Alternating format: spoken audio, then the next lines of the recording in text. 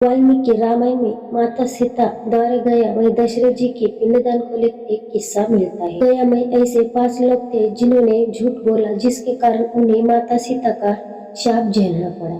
इस श्राप के कारण आज भी ये लोग भुगत रहे। इसलिए ये जानना जरूरी है कि साक्षी के वक्त झूठ बोलने से पाप लगता है। इस संबंध में पढ़ने रामायण। एक बार वनवास के दौरान भगवान राम, लक्ष्मण और सीता कृत पक्ष के दौरान श्राद्ध करने के लिए गया धाम पहुंचे। वह श्राद्ध कर्म के लिए आवश्यक सामग्री जुटाने हेतु राम और लक्ष्मण नगर और चले दिए। उधर दोपहर हो गई थी।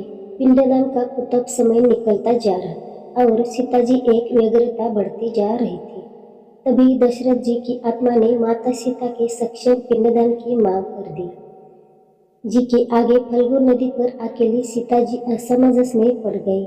उन्होंने फल्गु नदी के साथ वट वृक्ष, केतकी के फूल और गाय को साक्षी मानकर बालू का पिंड बनाकर स्वर्गीय राजा दशरथ के निमित्त पिंडदान दे दिया। सीता जी ने कहा कि यह फल्गु नदी के रेत, केतकी के फूल, गाय और वट वृक्ष में द्वारा किए गए श्राद्ध कर्म की गवाही दे सकते हैं।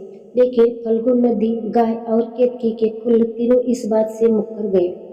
सिर्फ वट वृक्ष ने सही बात कही। तब सीता जी ने दशरथ का ध्यान करके उससे ही गवाही देने की प्रार्थना की। दशरथ जी ने सीता जी की प्रार्थना स्वीकार कर घोषणा की, एक वक्त पर सीता ने ही मुझे पिंडदान दिया।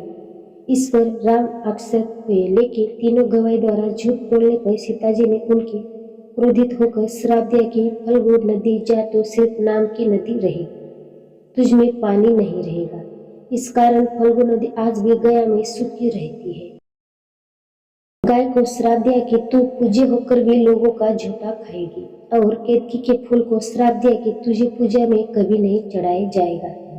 वट वृक्ष को सीता जी का आशीर्वाद मिला कि उसे लंबी आयु प्राप्त होगी और वो दूसरों को छाया प्रदान करेगी तथा पतिव्रता स्त्री तेरा स्मरण करेगी, अपने पति की दीर्घायु की कामना करेगी। यही कारण है कि गाय को आज भी झूठा खाना पड़ता है। केतकी के फूल को पूजा पाठ में वर्जित रखा गया है और फल्गु नदी के तट पर सीताकुंड में पानी के अभाव में आज भी सिर्फ बालू या रेत से पिंडदान दिया जाता है।